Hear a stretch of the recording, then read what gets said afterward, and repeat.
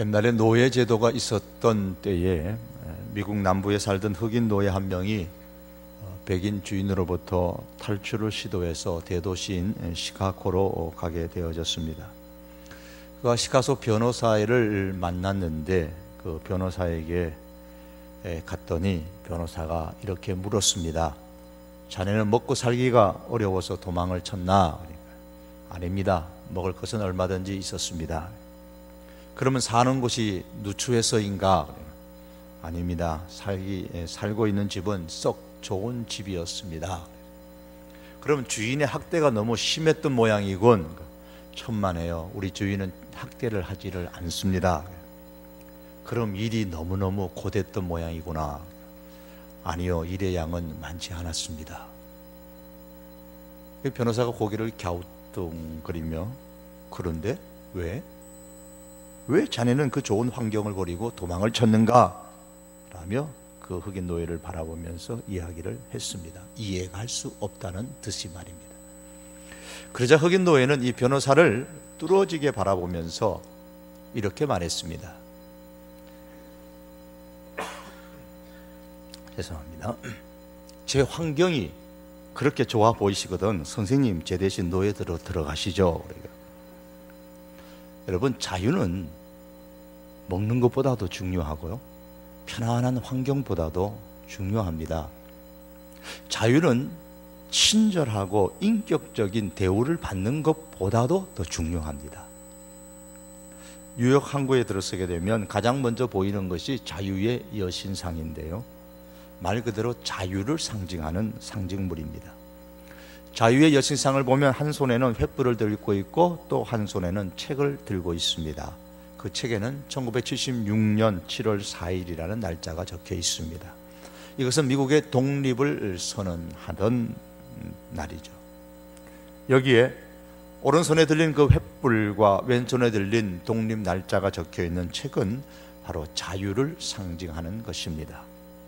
요한복음 8장을 읽으면 마치 한 손에는 죄로부터의 해방, 자유를 상징하는 등불을 들고 계시고 다른 한 손에는 자유를 선언하는 책, 즉 진리의 말씀이 적힌 책을 들고 계신 예수님의 모습을 연상하게 해줍니다.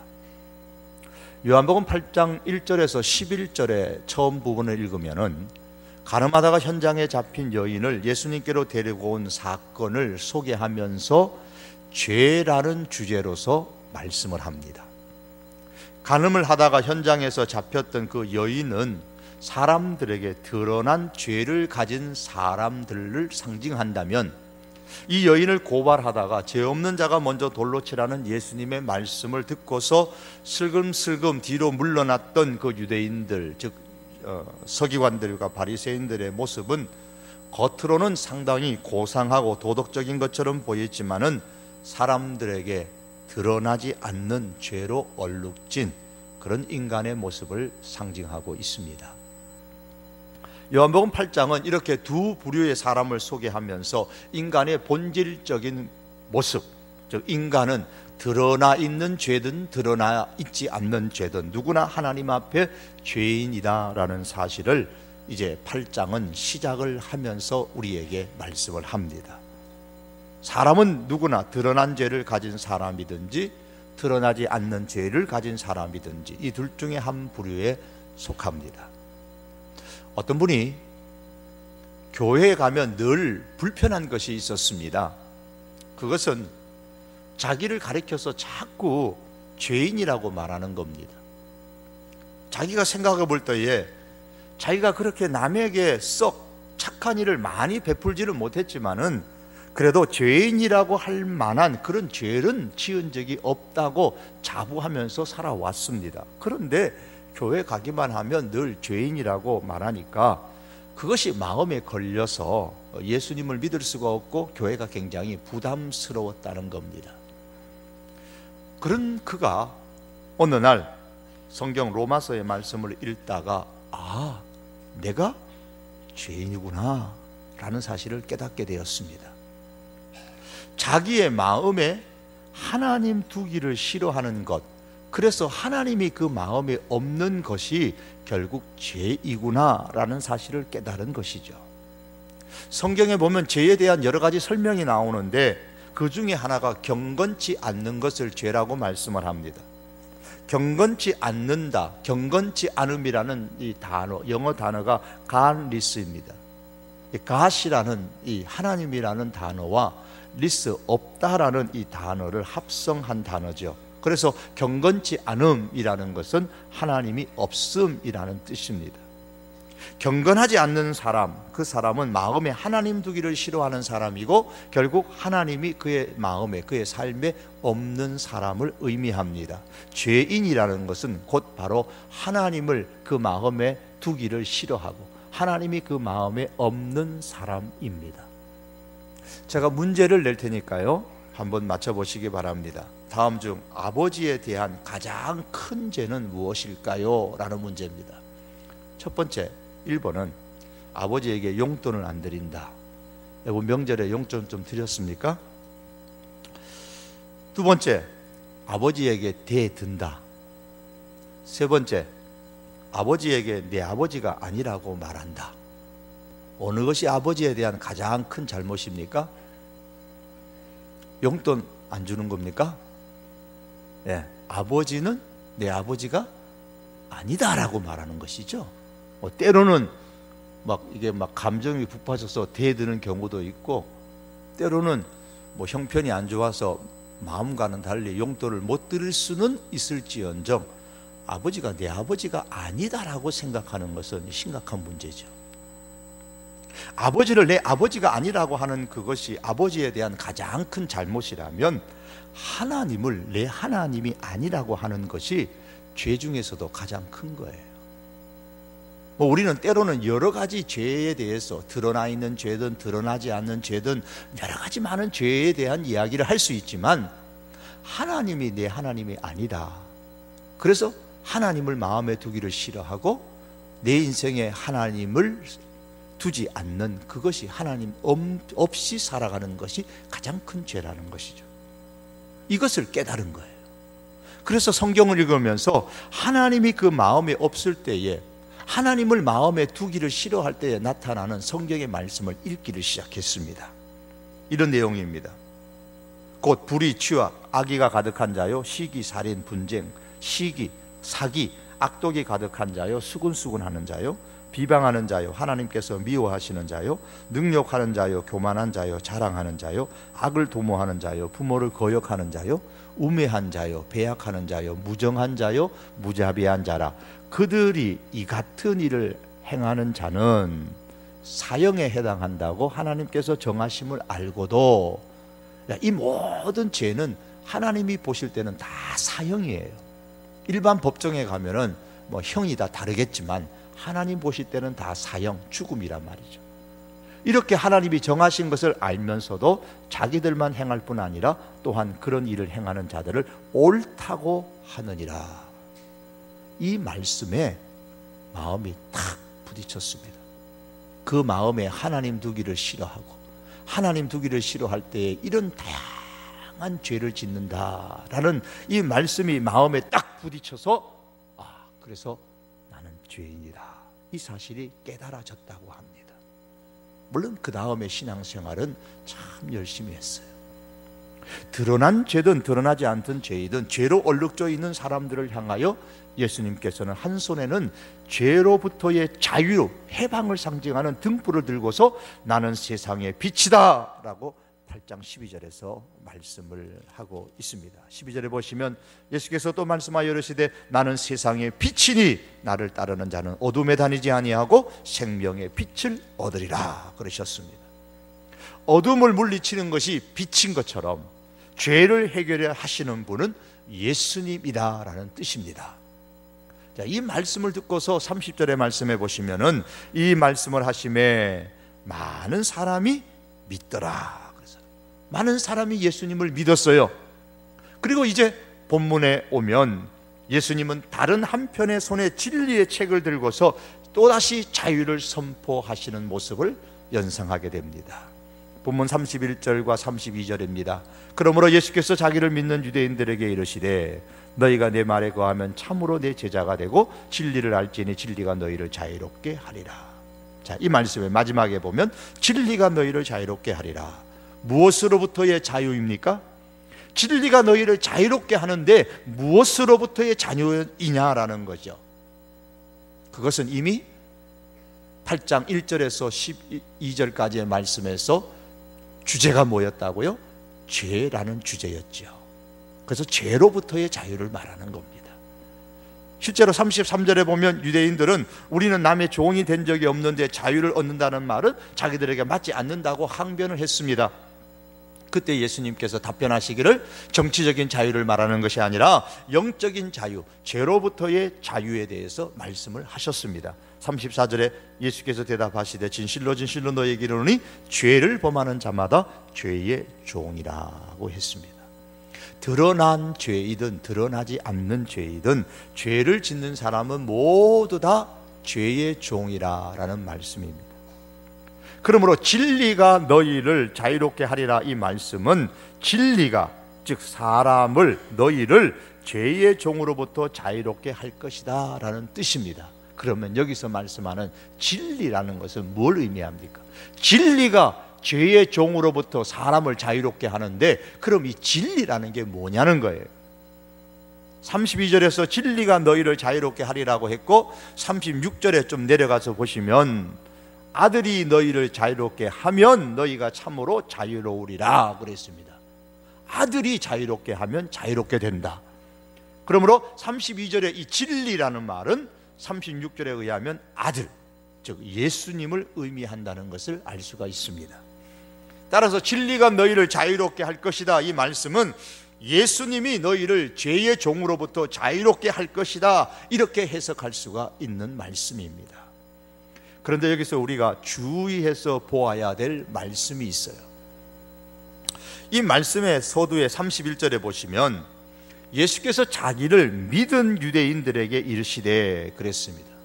30절에서 세상의 빛 되신 예수님에 대해서 말씀을 선포하시니까 많은 유대인들이 예수님을 믿었다 그랬어요.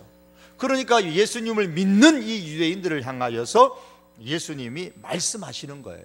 그게 오늘 본문의 내용입니다. 그런데 이상한 게 있어요. 예수님은 자기를 믿는 유대인들에게 말씀을 하시는데 44절에 너희는, 너희가 누구예요? 예수님을 믿는다고 말하는 그 유대인들이에요. 너희는 너희 아비 마귀에게서 났으니 라고 하시고 45절에 가면은 너희가 나를 믿지 아니하는도다 그랬어요. 분명히 유대인들은 예수님을 믿는다고 말했는데 지금 예수님은 너희가 나를 믿지 않는다고 말했습니다. 믿는다고 말하고 예수님께 왔던 그 유대인들을 향하여 너희가 나를 믿지 않는다라고 말씀하십니다. 그러면서 46절에 가서는 어찌하여 나를 믿지 아니하느냐 그랬고, 좀 내려가서 47절에서는 너희가 듣지 아니하면 하나님께 속하지 아니하였음이로다 그랬습니다. 자, 믿는다고 말하는 사람들인데 그들에게 이런 말씀을 하시는 것을 보면 유대인들이 예수님을 믿는다고 말은 하지만 그 믿음이 뭐라고요? 엉터리 믿음이라는 거예요. 즉 가짜 믿음이다라는 것을 알 수가 있습니다. 그러므로 믿음에는 진짜 믿음도 있고 가짜 믿음도 있습니다. 구원에 이르는 믿음도 있고 구원에 이르지 못하는 믿음도 있더라라는 거예요. 31절에서 믿는다고 말하는 유대인들을 향해서 참으로 내 제자가 되리라 그러셨습니다. 참된 제자가 있는 반면에 가짜 제자, 거짓 제자도 있다 그 말씀이죠. 진짜 믿음을 가진 사람은 참된 예수님의 제자가 되고 가짜 믿음을 가진 사람은 거짓된 예수님의 제자가 됩니다. 참된 예수님의 제자가 되어야만 32절에 나오는 죄의 종으로부터 자유롭게 될 수가 있습니다. 물론 여기서 죄의 종으로부터 자유롭게 된다는 이 말씀은 완전히 죄를 짓지 않는다라는 뜻은 아닙니다. 죄를 이길 수 있는 힘이 그 사람에게 주어진다 그래요. 누구에 의해서? 예수님에 의해서. 예수님께서 죄를 이길 수 있는 힘을 주신다라는 말씀입니다. 그래서 더 이상 죄가 그 사람을 주장하지 못한다라는 뜻입니다. 그럼 예수님의 참된 제자와 거짓 제자의 기준이 무엇일까요? 참된 제자가 되어야만 예수님께서 죄를 이길 수 있는 힘을 죄로부터, 죄의 종으로부터 자유함을 주신다고 하셨습니다. 그럼 참된 제자와 거짓 제자의 기준이 뭡니까? 31절에 다시 보시면 예수님은 믿는다고 말씀하는 유대인들을 향해서 너희가 내 말에 거하면 참으로 내 제자가 된다 그랬습니다. 내 말에 거하면 참된 제자가 된다고 했어요. 이 제자라는 단어는요, 복음서에 마태, 마가, 누가, 요한복에 보면 그 용도가 조금씩 달라요. 마태복음에서는 두 곳을 제외하고는 다 제자를 좁은 의미로 12명의 사도들에게만 적용시켜서 제자라고 했습니다. 마가복음에는 예외 없이 좁은 의미로 12사도에게만 제자라는 이름을 사용했습니다. 그리고 누가복음에서는 제자라는 용어를 넓은 의미로만 사용을 해서 예수님을 믿는 모든 사람들을 다 총칭해서 제자라는 단어를 사용을 했습니다. 그래서 누가는 사도행전에 가서 사도행전도 누가가 기록했는데 사도행전에 가서도 제자라는 단어를 쓰는데 그 제자는 예수님을 믿는 모든 사람을 일컫는 거예요. 반면에 요한복음은 좁은 의미와 넓은 의미를 다 사용하고 있습니다. 그 중에서 넓은 의미로 사용하고 있는 예 중에 하나가 요한복음 오늘 본문인 8장 31절의 말씀이에요. 그러므로 오늘 본문에서 참으로 내 제자가 된다 이 말씀의 의미는 참으로 예수님을 믿는 성도가 된다라는 말씀이에요. 그래서 오늘 제목이 참으로 예수님의 제자입니까? 이 제목을 다르게 표현하면 참으로 그리스도인입니까? 참으로 성도입니까? 이렇게 말할 수가 있습니다. 참된 그리스도인이 될 때에 죄의 종으로부터 자유로울 수가 있습니다. 죄를 이길 수 있는 힘을 예수님으로부터 얻게 되는 겁니다. 이것을 다른 말로 표현하면 신앙과 삶의 문제로 방황하지 않게 된다는 것입니다. 언제 이렇게 될 수 있다고요? 예수님의 말씀에 거할 때입니다. 진정한 자유는 예수님이 주시는 것이고 예수님의 말씀에 거할 때에 예수님의 진짜 제자가 될 수 있고 참된 자유를 누릴 수가 있습니다. 이로써 신앙과 삶의 방황이 끝나게 됩니다. 따라서 신앙생활함에 있어서 가장 중요한 것 중에 하나가 바로 이겁니다. 예수님의 말씀에 거하는 것입니다. 그럼 예수님의 말씀에 거한다라는 것이 무슨 뜻일까요? 예수님의 말씀에 거한다라는 이 단어의 표현을 본래적인 의미는 예수님과 매우 밀접한 관계, 특별한 관계를 지속적으로 가진다라는 뜻입니다. 예수님과의 특별한 관계를 지속적으로 갖는 것이 예수님의 말씀에 거한다라는 문자적인 뜻이에요.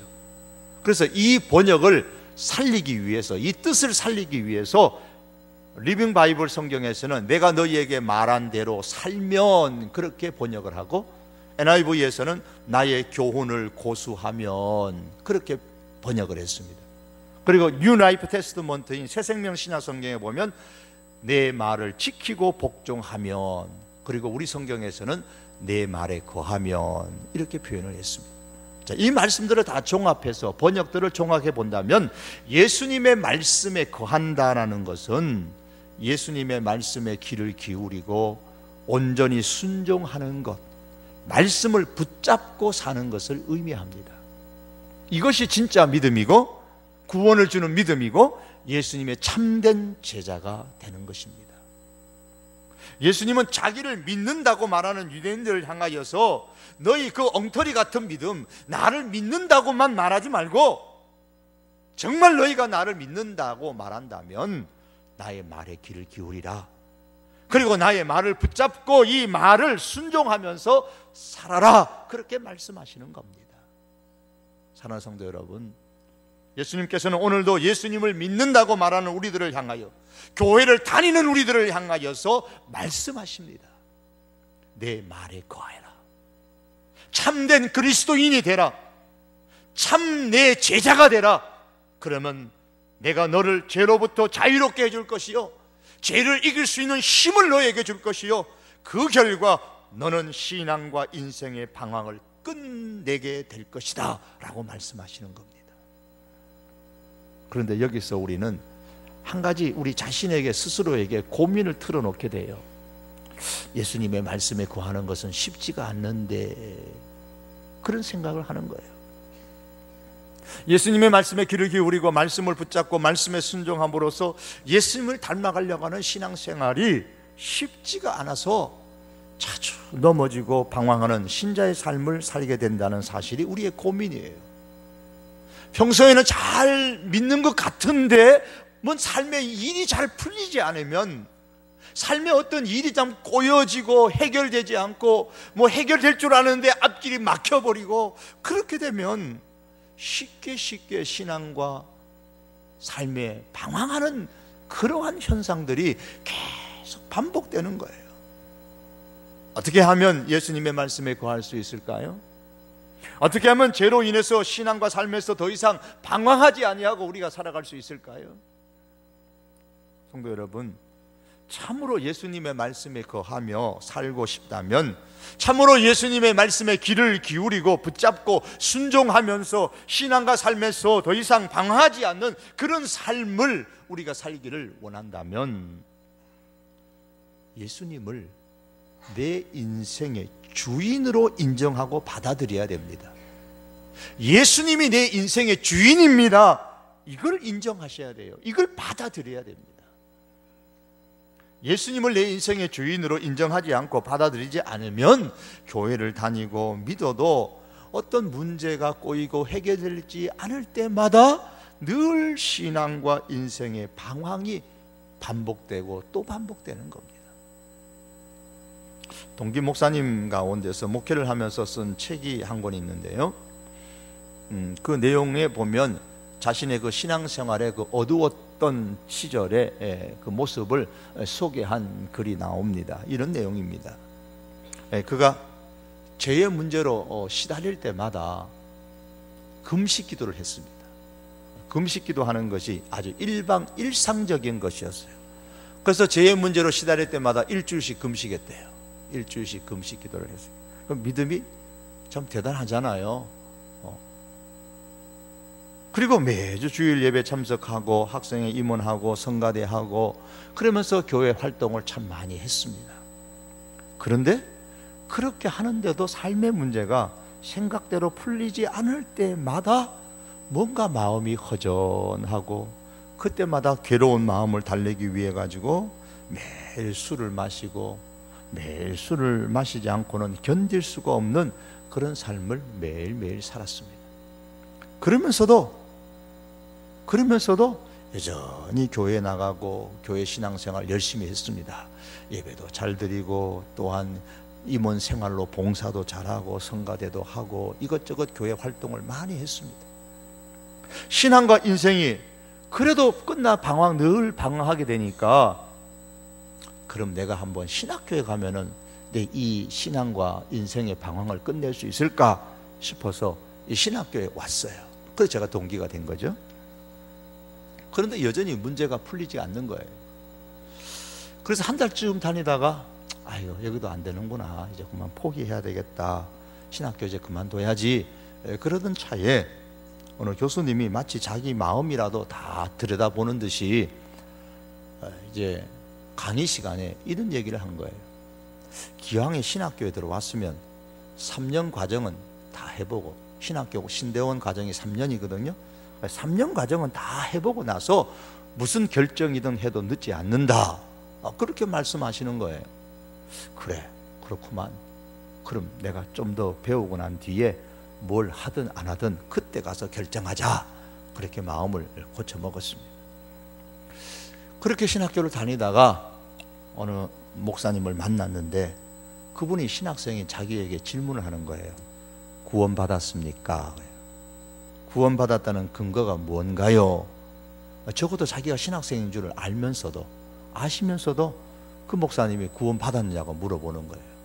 구원받은 근거가 뭐냐고 물어보는 거예요.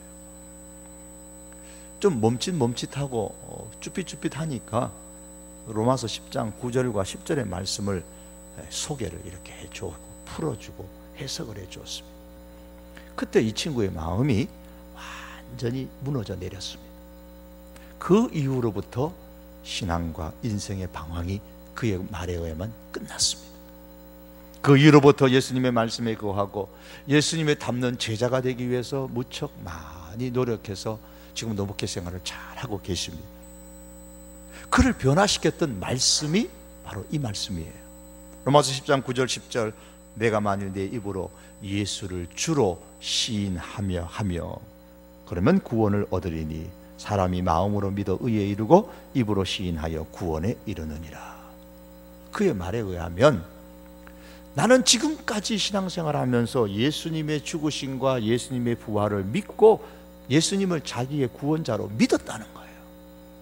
그런데도 불구하고 계속 신앙과 삶에 있어서 문제가 생기고 일이 안 풀릴 때마다 방황하고 고민했다는 거예요.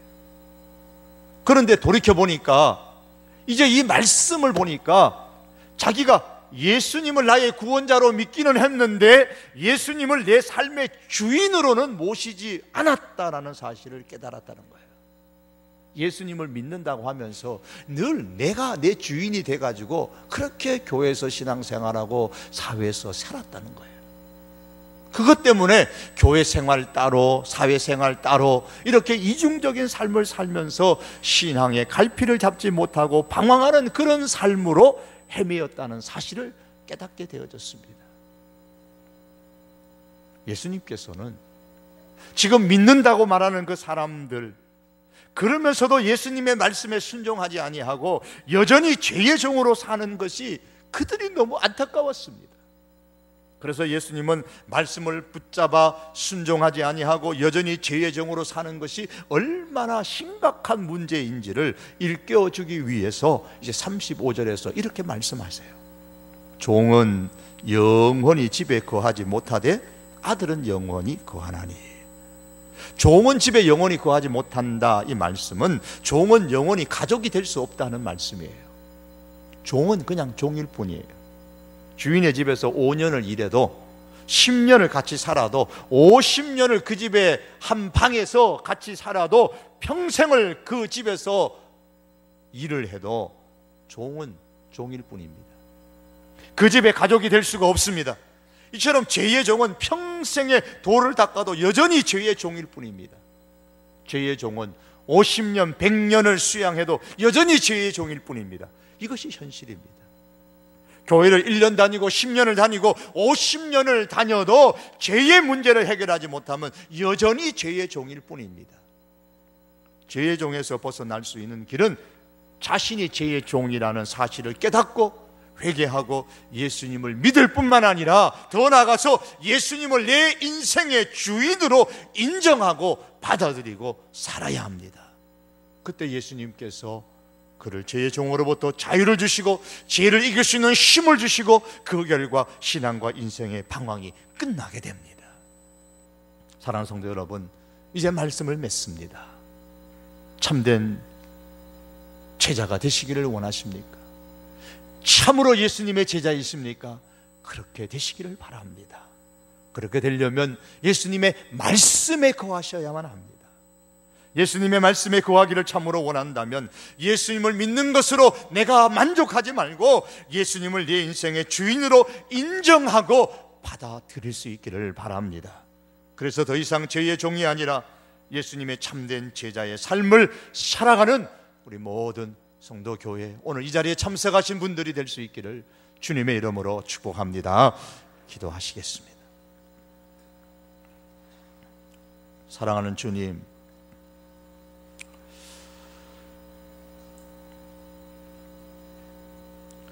예수님의 말씀에 거하라고 하셨습니다. 믿는다고 말하는 유대인들을 향하여 내 말에 거하라고 하셨던 것처럼 교회를 다니고 예수님을 믿는다고 말하는 우리들을 향하여서도 너희는 나의 말에 거하라고 말씀합니다. 진정으로 예수님을 나의 구주라고 고백할 뿐만 아니라 더 나아가서 예수님을 내 인생의 주인으로 인정하고 받아들여서 내 인생을 내가 주인 되어 내 마음대로 살지 않고 예수님이 주인 되어 예수님의 말씀대로 순종하고 그 예수님의 말씀을 붙잡고 살아가는 저희들의 인생이 되게 하여 주시옵소서. 예수님의 이름으로 기도하옵나이다. 아멘. 우리